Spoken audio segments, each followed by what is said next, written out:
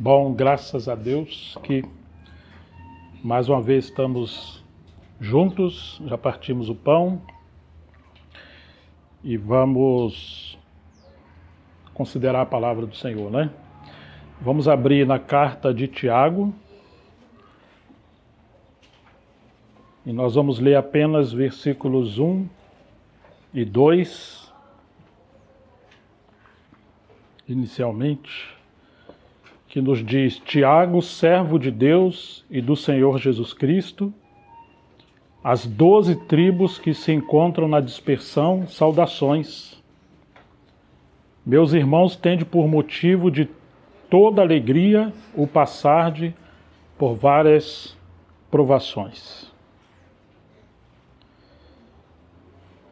Vamos orar ao Senhor.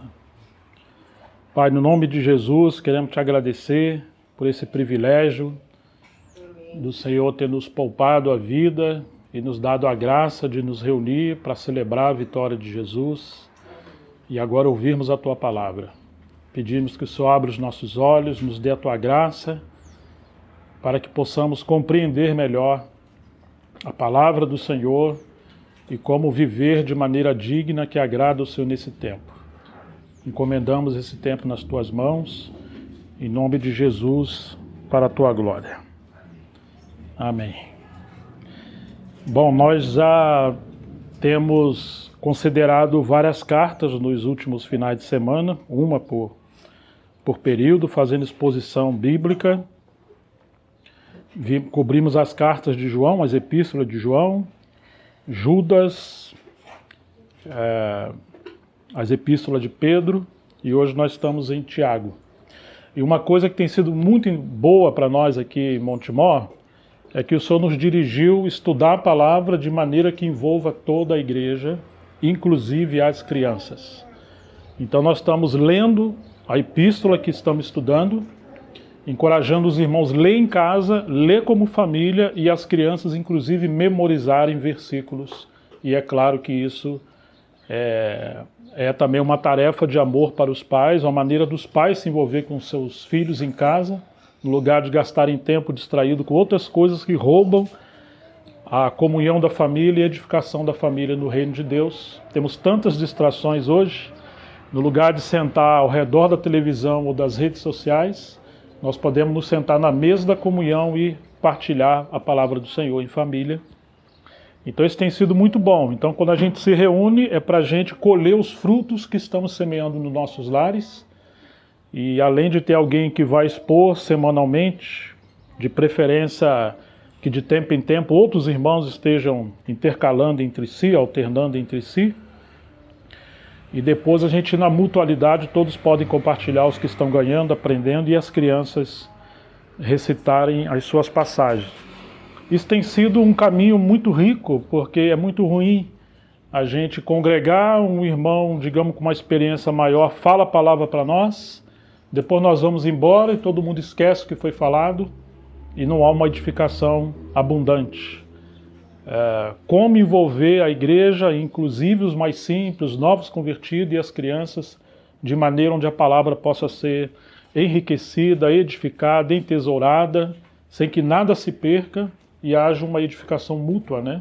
Aí Tiago vai falar isso, para a gente não ser simplesmente ouvintes, enganando-nos a nós mesmos, mas praticantes da palavra. Então, isso é um caminho muito bom para a gente ser bem constituído pela palavra do Senhor.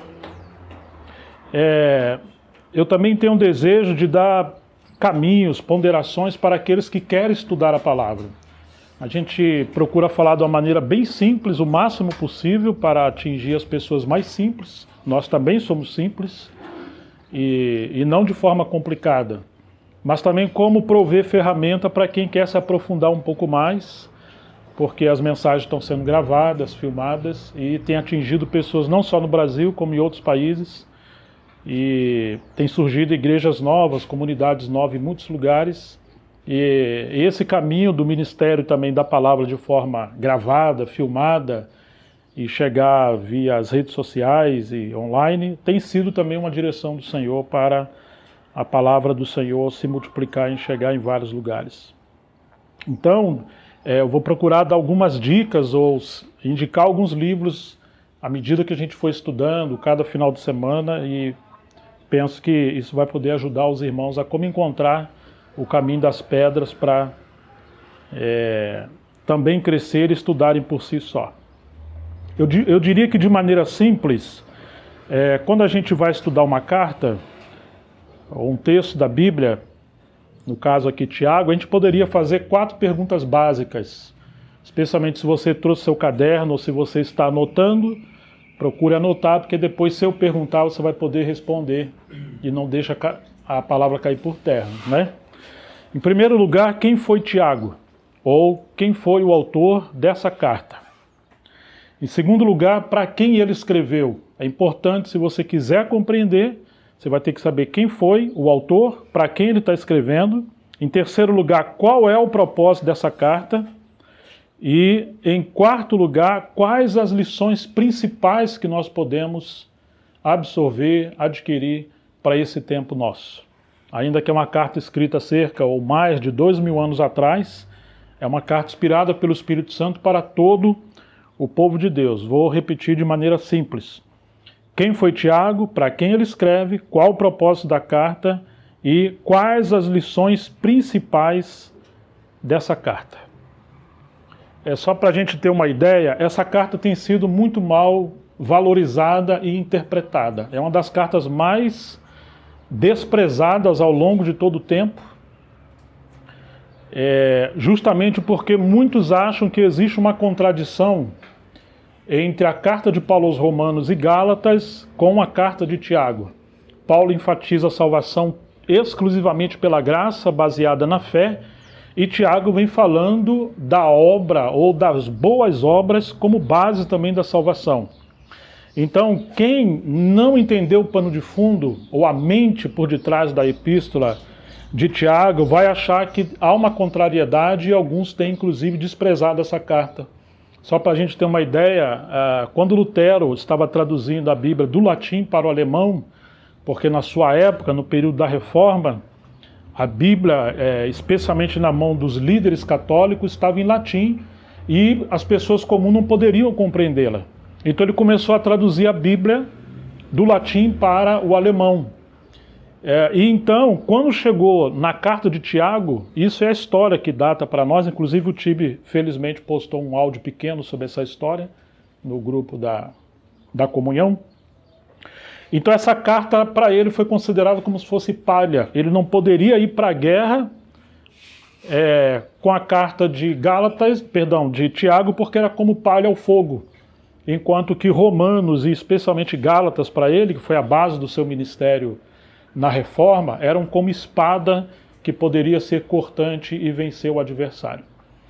Então foi difícil para Lutero incluir a carta de de Tiago no cânon da Bíblia da época, ou no máximo ele deixou como um apêndice, até ele entender com mais clareza esse contexto do lugar dessa carta de Tiago. Ainda hoje, no século XXI, existem pessoas que ministram a palavra, mas se tornaram liberais e acham que a opinião deles está acima da autoridade das Escrituras, e alguns têm colocado a carta de Tiago de lado, e isso é um desserviço ao povo de Deus, à tradição da igreja e à autoridade das Escrituras.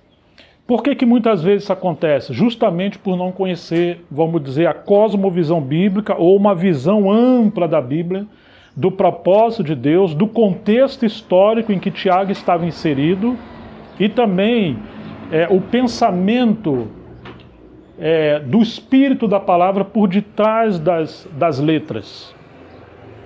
É muito importante a gente entender isso, e nós vamos mencionar um pouco, quando a gente estudar um pouco quem foi Tiago, nós vamos poder compreender como que Tiago complementa Paulo e Paulo complementa Tiago, e não há, de fato, uma contradição entre eles, mas nós temos aí a multiforme sabedoria de Deus e vamos encontrar essa complementação do pensamento cristão. Então, em primeiro lugar, quem foi Tiago? Existem pelo menos 4 personagens bíblicos chamados Tiago no Novo Testamento, que são os que mais sobressaem, e um deles nós vamos encontrar o primeiro, que é o Tiago, filho de Zebedeu, que foi um dos 12 apóstolos. Isso aparece em Mateus capítulo 10, verso 2, que diz assim: ora, o nome dos 12 apóstolos são estes: primeiro Simão, por sobrenome Pedro, e André, seu irmão, Tiago, filho de Zebedeu, e João, seu irmão. Então esse é o primeiro Tiago que nós estamos mencionando, porque ele foi um dos 12 que foi separado pelo Senhor. Esse Tiago, irmão de João, filho de Zebedeu, ele é frequentemente mencionado na Bíblia. Por exemplo, Jesus subiu ao Monte da Transfiguração e levou consigo 3 discípulos. E também esses discípulos aparecem no Getsêmani orando com ele. E quando ele também vai curar alguém, leva esses 3 discípulos com ele. Quem eram esses 3 discípulos? Você lembra? Pedro, Tiago e João. É esse Tiago. Digamos, entre os 12, esse é o que mais sobressai. O texto de Mateus está em 17, versículo 1.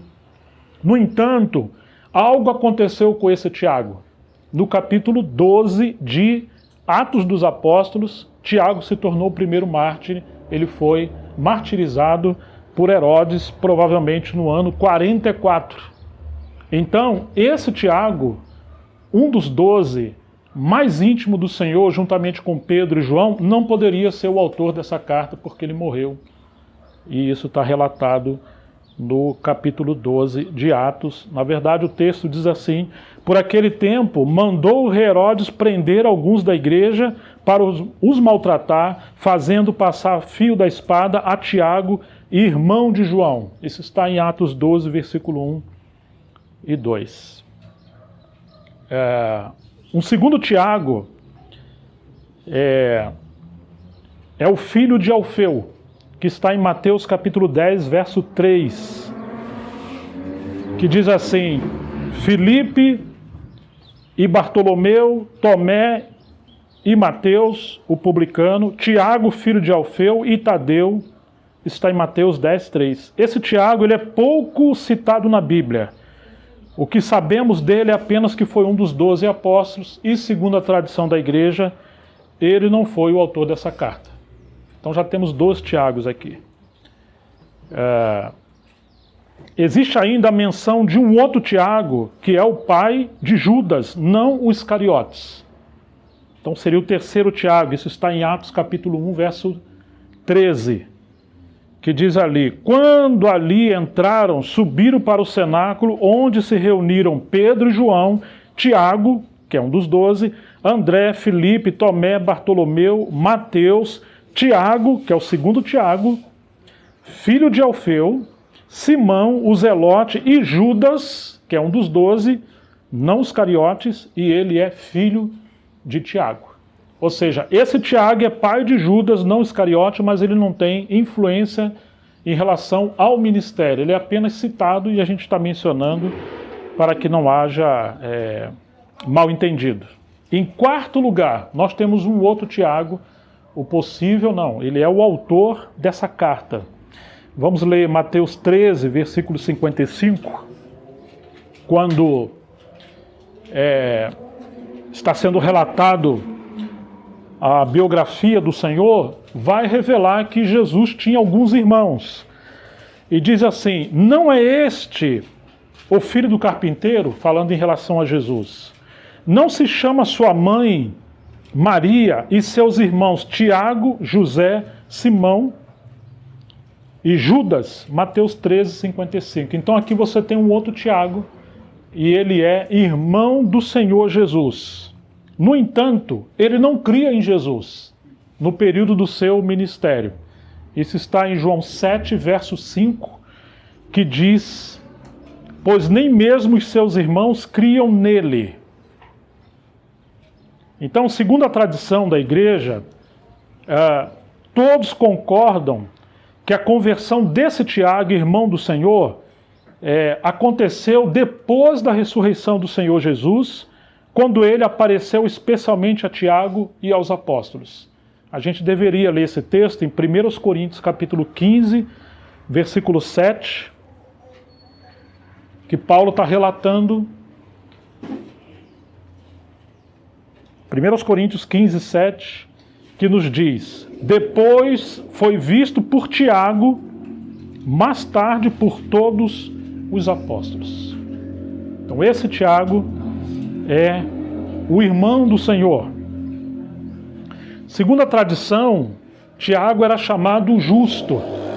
Ele era um observador da lei e praticante da lei. Ele foi alguém apelidado de joelhos de camelo. Era um homem que gastava tanto tempo em oração que os seus joelhos tinham uma casca. Certa vez, segundo a história, tiveram que levantar ele porque ele passou tantas horas orando que ele não conseguia levantar. Ele era tido como justo, como uma luz que brilhava durante as trevas no contexto do judaísmo. Enquanto havia trevas e Tiago era como uma luz, ele era considerado o justo, o maioral entre a tradição dos judeus. Até que um dia o sol da justiça se revelou a Tiago, que foi Jesus ressuscitado e glorificado. Agora, quando o Senhor se revela para Tiago, então, segundo esse texto, ele passa a crer no Senhor. E ele é levantado para servir o Senhor, então ele passa a se tornar um líder proeminente na igreja em Jerusalém. É muito interessante que, quando chegamos em Atos capítulo 12, e Pedro é liberto da prisão, depois que mataram o primeiro Tiago, ele vai para a casa de Maria, mãe de João Marcos. E logo em seguida, quando ele vai sair, ele diz para os irmãos falarem aos demais e a Tiago, e aos irmãos que estavam com Tiago. Esse Tiago é esse Tiago, irmão do Senhor. Isso está em Atos capítulo 12, que era um dos líderes da igreja em Jerusalém. Tiago também aparece no capítulo 15 de Atos, naquele concílio, quando eles estavam discutindo entre a circuncisão e a salvação exclusivamente pela graça. Todos puderam falar. Paulo, Barnabé, Pedro, e no final Tiago aborda algo da palavra do Senhor e dá um parecer, e a palavra de Tiago prevaleceu. Ainda que tinha um colégio apostólico, um presbitério, mas Tiago tinha proeminência e, segundo a tradição ou a história da igreja, Tiago era considerado como líder principal na igreja em Jerusalém. Em Gálatas capítulo 2, verso 9, quando Paulo vai a Jerusalém junto com Barnabé e Tito, depois deles terem considerado a palavra do Senhor, o ministério, o chamamento, ele vai dizer assim, e quando reconheceram, Gálatas 2:9, a graça que me foi dada, quem reconheceu? Tiago, Cefas e João. Eles eram reputados colunas da igreja em Jerusalém e, obviamente, a igreja também no sentido geral. Eles tenderam a mim e a Barnabé a mão direita da comunhão, a fim de que nós fôssemos para os gentios e eles fossem para a circuncisão. Então você vê que Tiago ele foi considerado uma coluna na igreja em Jerusalém. Pedro foi colocado primeiro, ele se tornou um apóstolo de grande proeminência, ele tinha o ministério da palavra, as chaves do reino, por assim dizer, o ministério da palavra, mas Tiago foi considerado aquele líder ponderado, aquele líder apostólico que mantinha o equilíbrio, mantinha a liderança como um bispo. E quando Tiago escreve essa carta, por volta do ano 50, mais ou menos, nós vamos ver aquela segunda pergunta que eu coloquei, para quem ele escreve. A primeira, quem é o autor, que é esse Tiago. A segunda, para quem ele escreve, nós vamos ver que isso já aparece na introdução da carta. Ele vai dizer, versículo 1, as 12 tribos que se encontram na diáspora. Para nós a palavra diáspora é um tanto estranha, mas para a cultura dos judeus da época, a palavra diáspora significava dispersão do povo de Deus. E isso não aconteceu apenas na época de Tiago, quando o povo de Deus estava sendo perseguido, ainda que faz parte. Nós vamos ler João 7, 35, que essa palavra já aparecia mesmo no período do ministério do nosso Senhor, antes da perseguição da igreja que sucedeu depois do Pentecostes. João 7,35 diz assim: então os judeus disseram uns aos outros: para onde ele irá? Falando de Jesus, que não poderemos achar. Será que ele pretende ir para a diáspora ou dispersão entre os gregos, a fim de ensinar os gregos? Então, na cultura dos judeus, eles estão se reportando a palavras que foram faladas pelos profetas lá no passado, desde Jeremias e Daniel, aonde haviam profecias que o povo de Deus seria espalhado por todas as nações.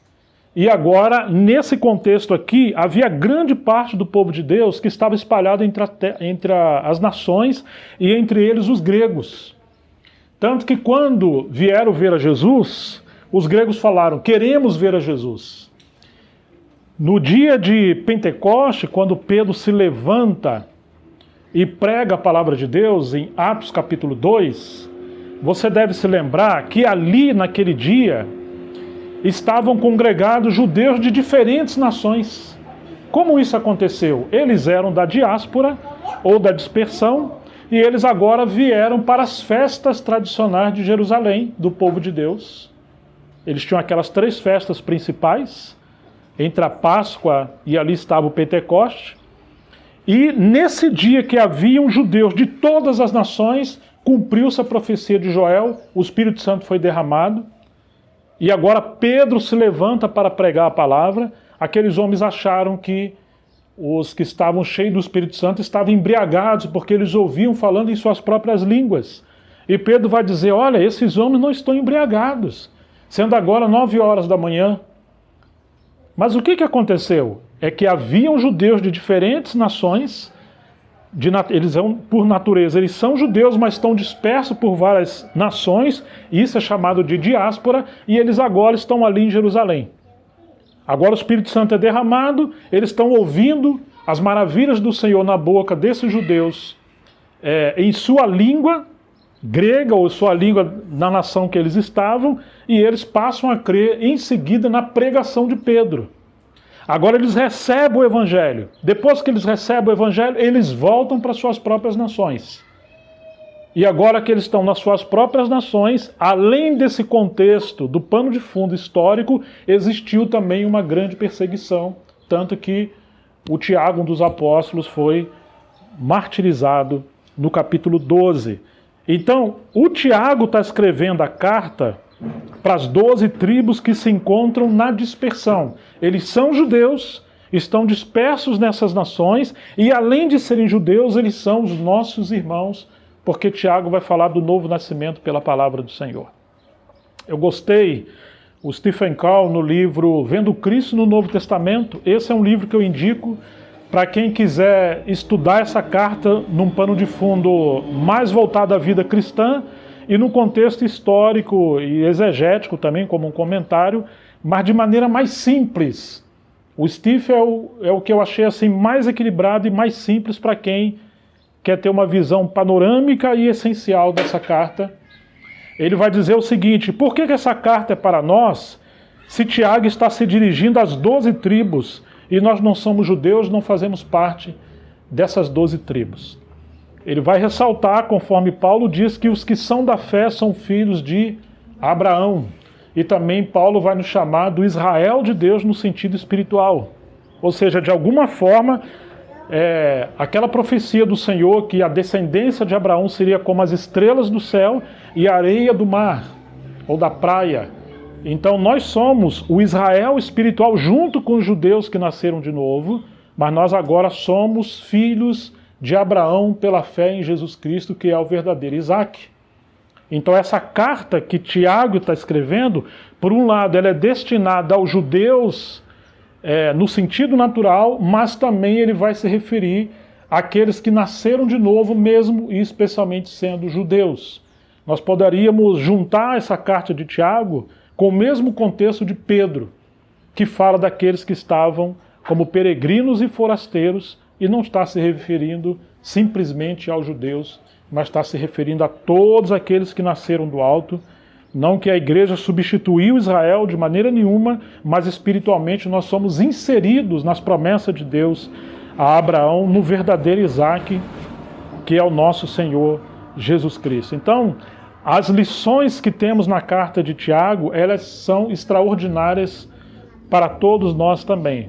Mas fechando esse aspecto da segunda pergunta, para quem ele escreve, ele está escrevendo para todos esses que eram da dispersão e hoje, de alguma maneira, nós também somos, porque nós não somos daqui. Nós estamos aqui de passagem. Amém. Então temos agora a terceira pergunta para entender essa carta. Quem que anotou que poderia mencionar para nós?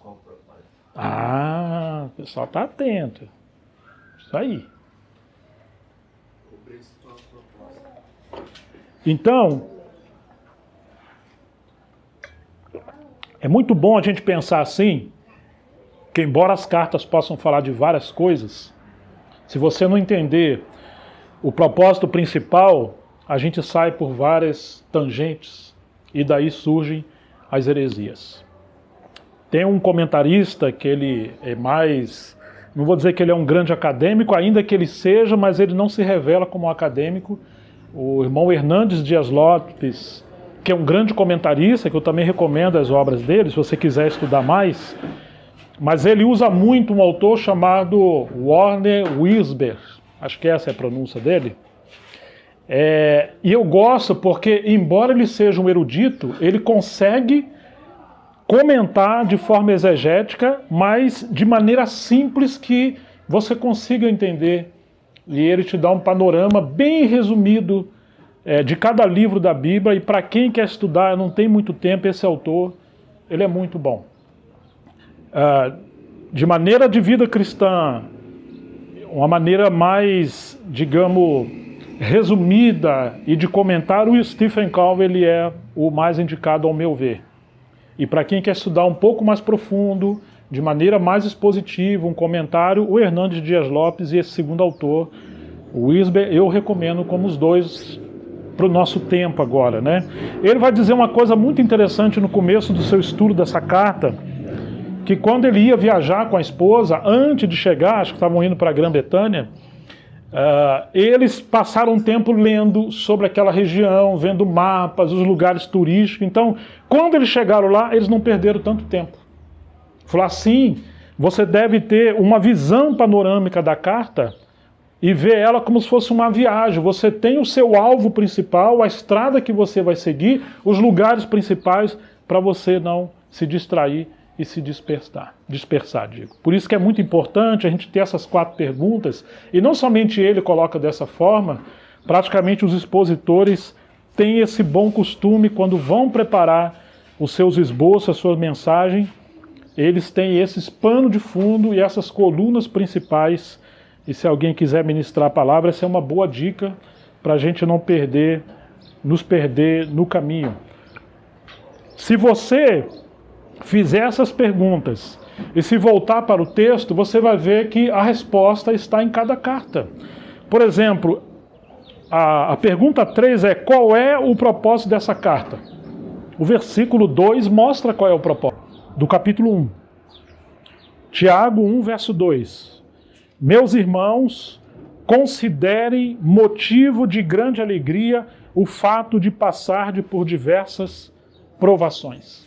Então Tiago está escrevendo para irmãos que estavam passando por diversas provações, porque eles eram judeus, eles eram desmerecidos pelos gentios. Né? Isso é uma consideração muito real.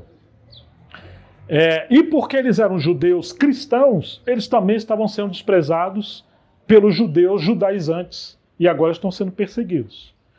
Por outro lado, no contexto histórico, Roma dominava todo esse período, então você tem também uma perseguição política.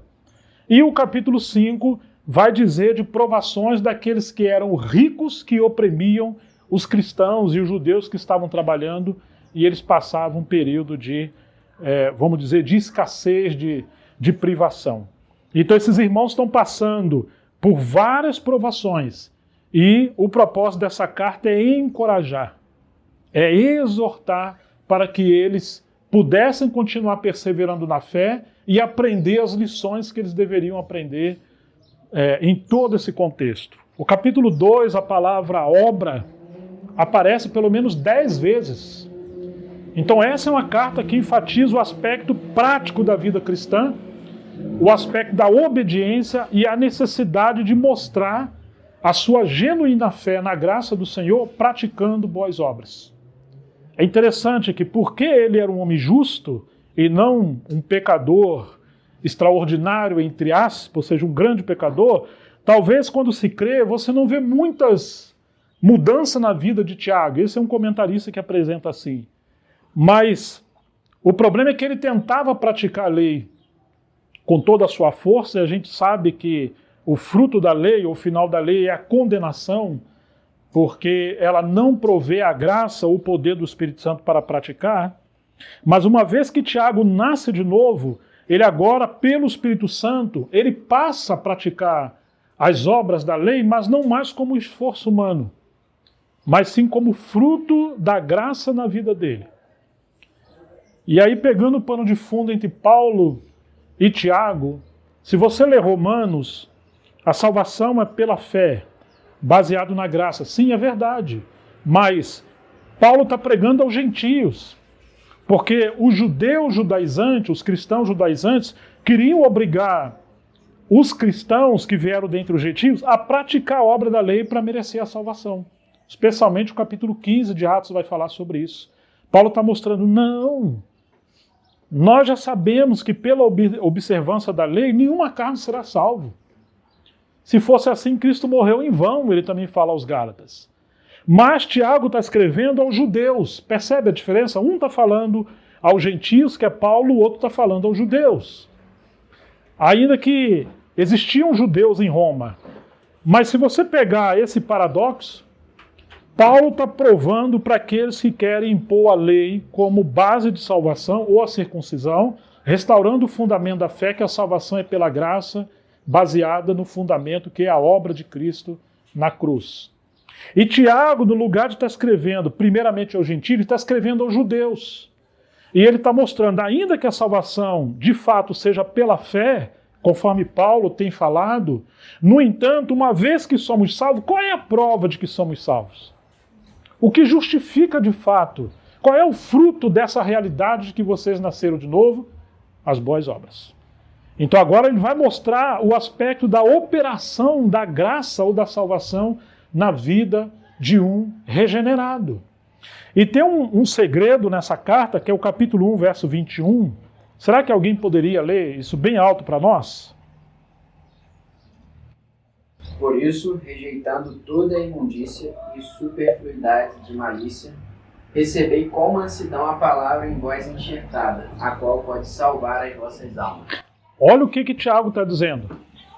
Ele está dizendo para você receber, acolher com mansidão a palavra em voz enxertada, a qual é poderosa para salvar a vossa alma. Ele está falando para quem já foi salvo. Mas ele agora está apresentando que a salvação ela é um processo que ela não apenas regenera o homem no seu espírito, mas ela opera a salvação na sua alma, e nós vamos ter a glória dessa salvação na glorificação do nosso corpo.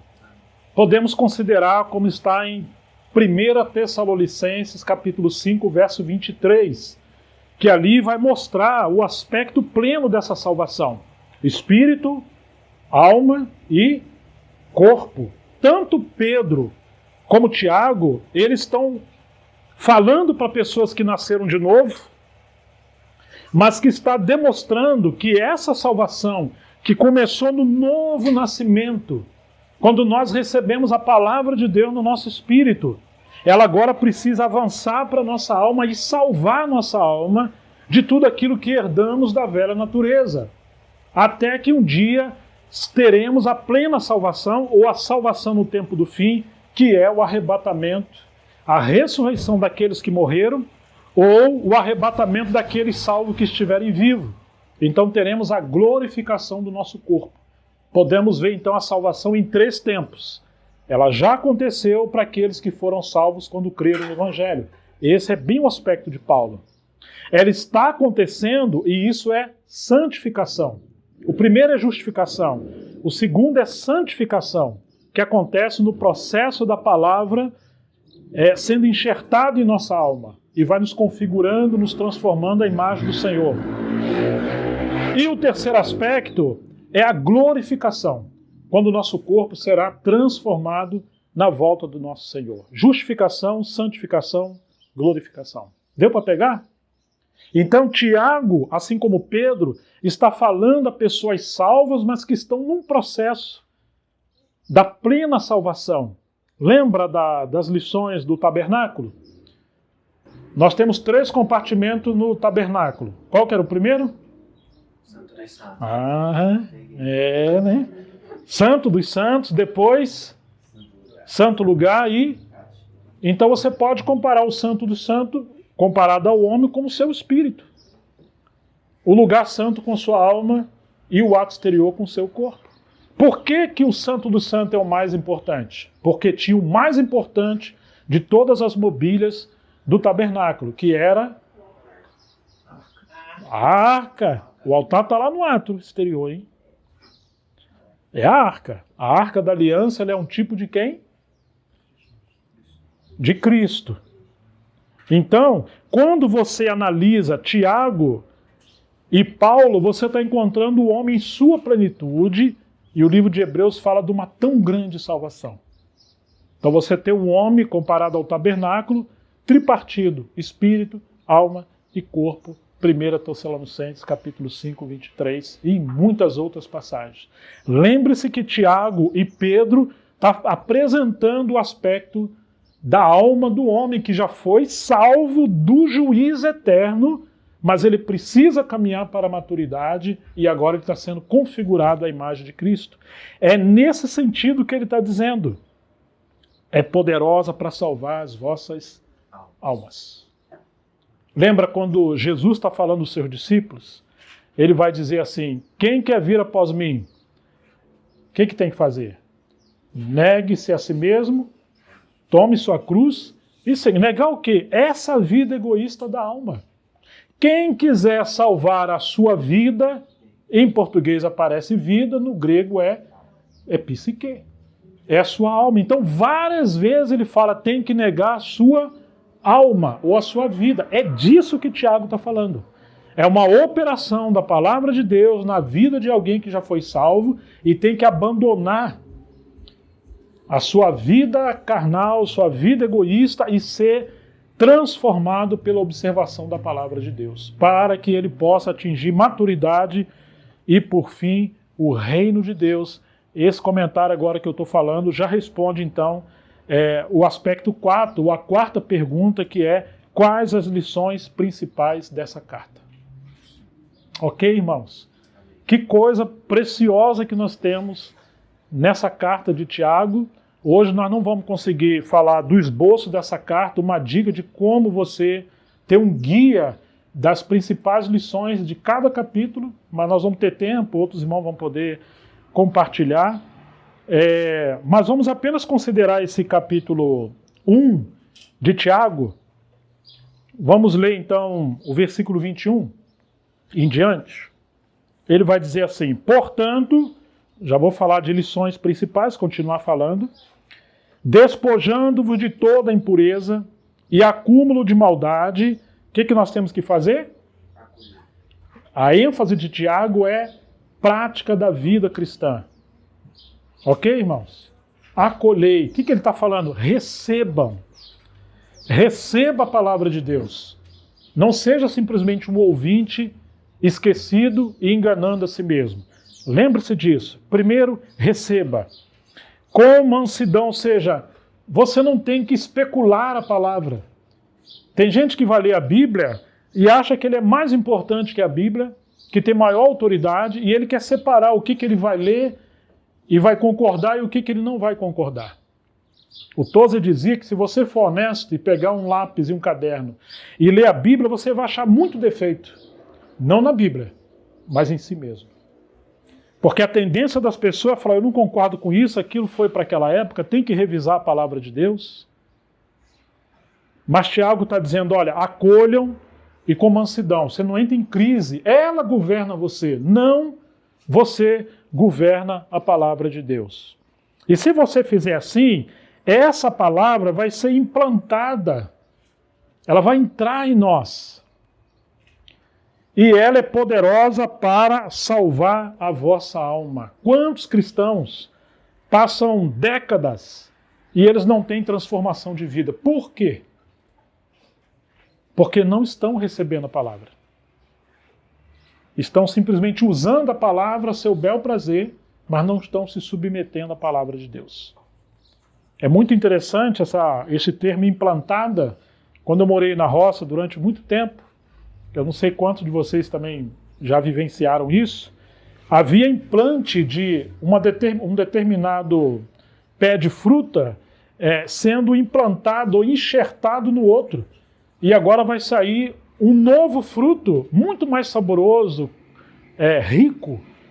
Então era num determinado tempo e estação certa da natureza, abria-se uma parte no tronco principal e implantava outra, não vou dizer raiz, mas a outra parte da planta ali amarrava, e agora aquela vida era ali, vamos dizer assim, casada uma com a outra, e ia nascer novos galhos e frutos que era uma mistura desse segundo com o primeiro. É só uma ilustração que eu estou colocando, não perfeita, que eu não sou da área da agronomia e etc. Mas isso me faz lembrar muito bem. Nós temos uma natureza caída. Pedro vai dizer que ele nos deu a natureza divina. Quando você recebe a palavra de Deus, a natureza divina, a natureza do Cristo ressurreto, ela vai sendo cada vez mais ampliada, aumentando em nós, e nós vamos deixando a vida velha para trás. Ele venceu o mundo, ele venceu o diabo, ele venceu a carne, ele venceu a morte, ele venceu a doença, a depressão, ele venceu tudo. Nós não vencemos nada disso. Mas à medida que a palavra vai sendo implantada em nós, e essa raiz santa, que é o Filho de Deus, vai permeando e vai crescendo, então nós agora, está dizendo que a nossa alma será salva de tudo aquilo que nós herdamos da velha natureza e vamos sendo transformados pela palavra de Deus. É muito interessante que quando um judeu olhava o tabernáculo, então vamos no ato exterior, agora um pouquinho, vocês lembram da mobília ou dos móveis que estavam lá no ato exterior? Temos uma bacia de bronze, temos um altar, tá certo? Mas como é que era feita a bacia de bronze? Como que ela veio a existir? Ela era toda espelhada, né? Que ela foi feita. Quando se chegava naquela bacia, ela era de bronze. O bronze na Bíblia representa juízo, julgamento, a ira de Deus. E ela era feita também dos espelhos das mulheres que doaram as suas joias para poder contribuir com o tabernáculo. As mulheres também contribuem. E aí você tem a água. Quando um sacerdote chegava ali para lavar as suas mãos, antes de começar a exercitar o seu ofício, a água refletia a sua própria imagem. E o que aquele bronze está falando para ele? Quando ele vai, aquela água que representa a palavra está falando para mim que eu estou debaixo do juízo de Deus. O meu destino é o lago de fogo. Eu não mereço estar aqui e muito menos servir. Eu não posso entrar nesse tabernáculo. Tá certo? Se você vai servir o Senhor, você tem que se achegar à palavra de Deus. Você não pode ter essa hipergraça que Deus é bonzinho, no final ninguém vai para o inferno, a gente vive uma vida do jeito que quer, faz o que quer, porque... Não é isso. Quando você chega no tabernáculo, que é uma tipologia, você vai encontrar primeiro esse altar. Então, quando você chega à palavra que Tiago está apresentando aqui, ele está mostrando que ainda que estamos condenados, ela vai nos salvar. Porque imediatamente ao lado do altar, dessa bacia de bronze, você tem o altar que representa o sacrifício do Senhor. Ele morreu por nós. Nós precisamos ser salvos. Agora entramos no lugar santo. Lembra de alguma das mobílias que estava ali no lugar santo? O que temos lá? Temos o candelabro, a mesa dos pães da proposição, tá vendo? Você tem que se alimentar do que o Senhor propôs, a propiciação.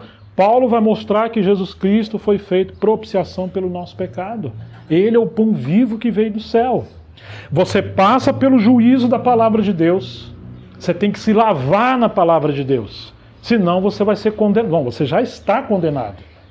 E aí você tem que encontrar o cordeiro que ia ser imolado como seu sacrifício em seu lugar. E agora, pelo cordeiro, e uma vez lavado pela palavra, você pode então se alimentar desse pão. E aí nós vamos ter o candelabro, que é o testemunho do Senhor, uma peça de ouro, que é a igreja. Hoje no Novo Testamento, que é o que o Senhor fala em Apocalipse capítulo 1, final do Apocalipse, do capítulo 1. A igreja é o resultado do juízo de Deus que caiu sobre Jesus, esse bronze e aquele altar que produziu salvação, e agora pela graça somos salvos, podemos nos alimentar dele, mas temos que praticar a palavra para ele ter um candelabro de ouro que é a igreja, o testemunho do Senhor. Então quando você vê Tiago, Tiago vai falar desse aspecto prático para o povo de Deus que já está salvo e fazer entender, vocês não são daqui. Nós estamos aqui. Então quando vocês passarem por provação, lembra o que diz versículo 1? Versículo 1 de Tiago, capítulo 1, perdão, é o versículo 2. Meus irmãos, tenham por motivo de grande alegria. Meu Deus, como assim, Tiago? É porque Deus quer um candelabro. Salvação não é para poupar você do sofrimento, porque você vai ser o filhinho mimado de Deus. Não, é porque Deus tem uma grande obra, segundo o seu propósito eterno, em Cristo. E Ele agora quer esse testemunho glorioso como um candelabro tipificado lá no tabernáculo. Mas para isso acontecer, temos que receber a palavra. Temos que ser governados por ela. E no meio da tribulação, nós precisamos entender, ou as provações, o propósito dessa provação, que vai gerar maturidade, uma obra aprovada, e então nós temos e precisamos praticar as boas obras que Deus propôs para nós, que é o que Tiago vai mostrar, que esse é o fruto da salvação. Voltando ao capítulo 1, 21, portanto, despojando-vos de toda impureza e acúmulo de maldade, acolhei com mansidão a palavra em vós implantada, a qual é poderosa para salvar a vossa alma. E aí nós temos maturidade. Lembra Jesus na tentação do deserto, quando o diabo tentou Jesus a transformar as pedras em pães? E ele falou, não só de pão o homem viverá, mas de toda a palavra que procede da boca de Deus. Uma pessoa que não ouve a palavra, ou que deixa de congregar, ela vai perder essa vida da palavra. Como Jesus falou, nem só de pão o homem viverá, mas de toda a palavra que procede da boca de Deus. Ou seja, nós vivemos pela vida que está na palavra. Sem a palavra não temos vida. Sem a palavra não temos essa salvação da alma. Sem a palavra não temos maturidade, não temos transformação. Deus não terá um candelabro. Nós seremos simplesmente homens carnais, voltando à vida muito longe do ato exterior como gentios. Por isso que o inimigo não quer que a gente ouve a palavra, e Tiago está falando, olha, acolha com mansidão a palavra. Não siga os seus instintos, suas emoções, seus pensamentos, suas opiniões. Obedeça a palavra. O evangelho é para ser obedecido, praticado. Tornai-vos, segue ele dizendo, praticantes da palavra e não somente ouvintes, enganando-vos a vós mesmos. Você está vendo para onde está em Tiago?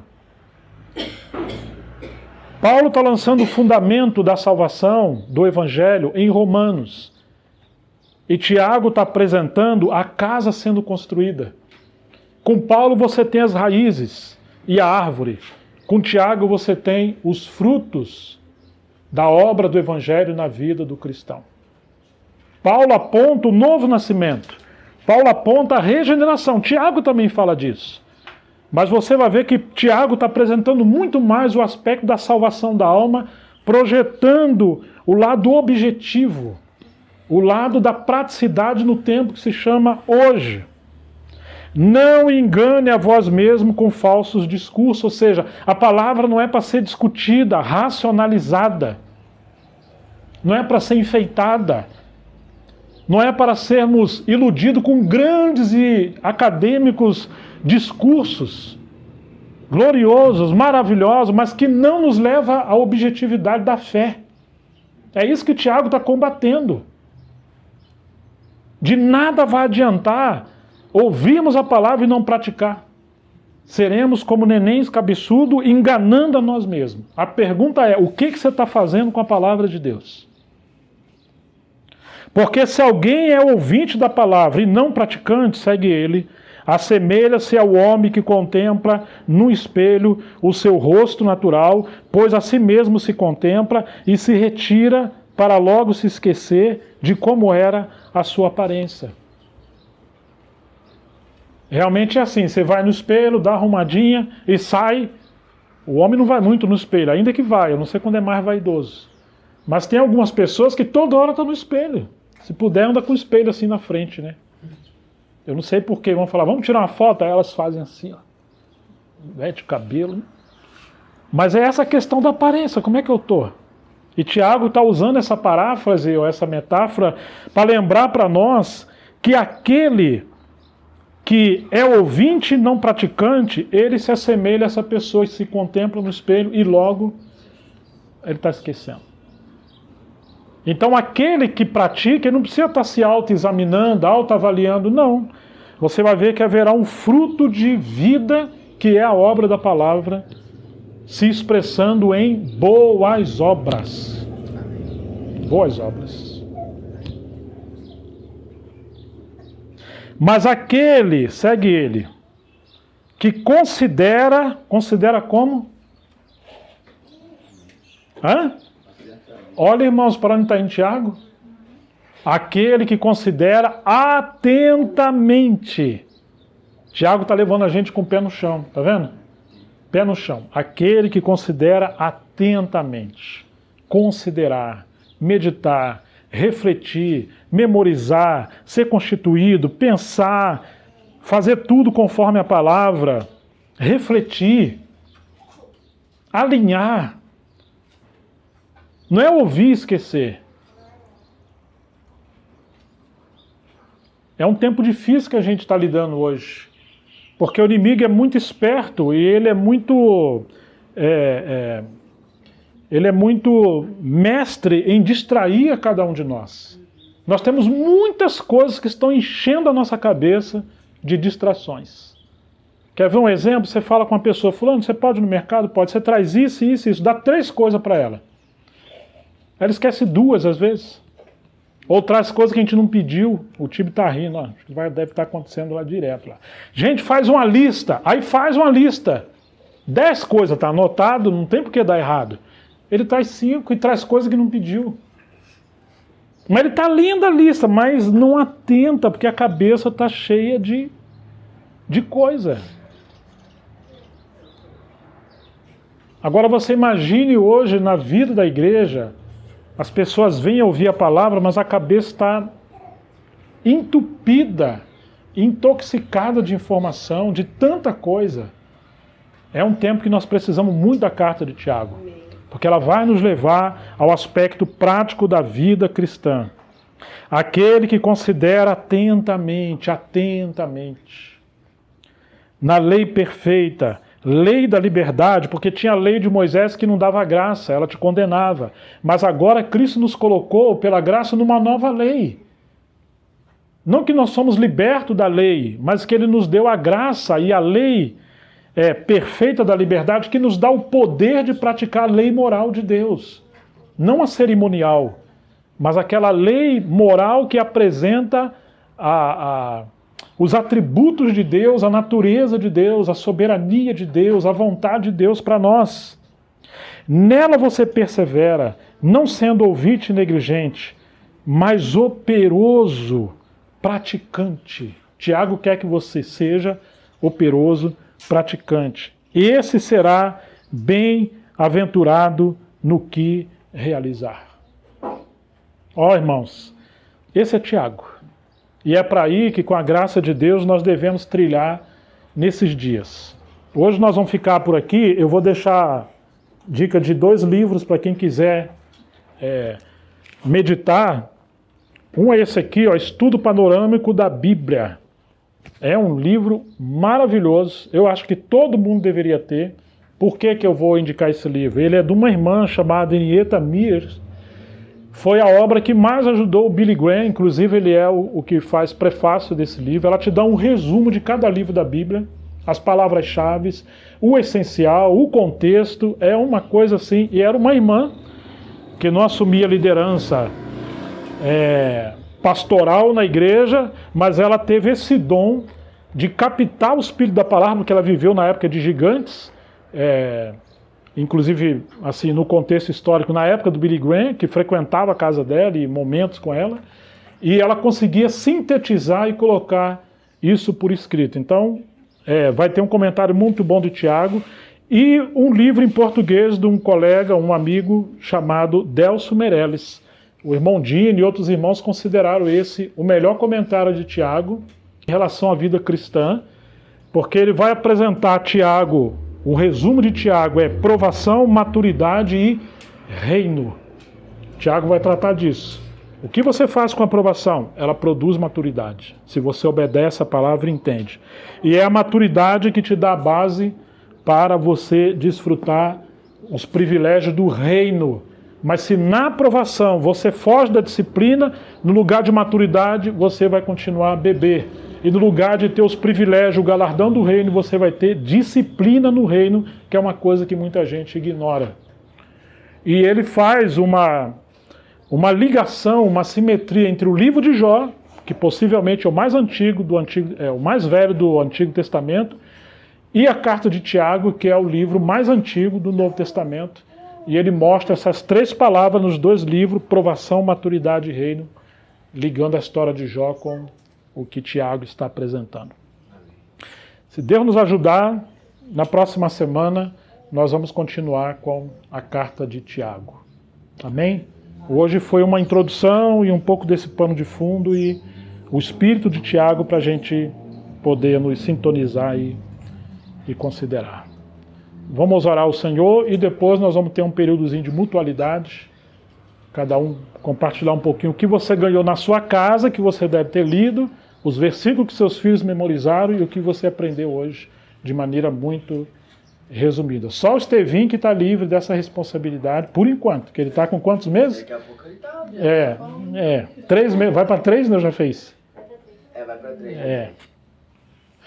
Senhor, queremos te agradecer e rogar ao Senhor, só nos dê graça para sermos praticantes da Tua Palavra, operantes da Tua Palavra, sendo constituídos por ela, amadurecidos para podermos ser membros operantes no corpo. E o Senhor tem um candelabro entre nós, um testemunho de ouro do Teu povo, do lugar da Sua habitação, e que possamos praticar a Palavra num tempo também de provação, de tribulação, para que nessa geração o Senhor possa conquistar aquilo que busca entre nós. Em nome de Jesus, para a Tua glória. Amém.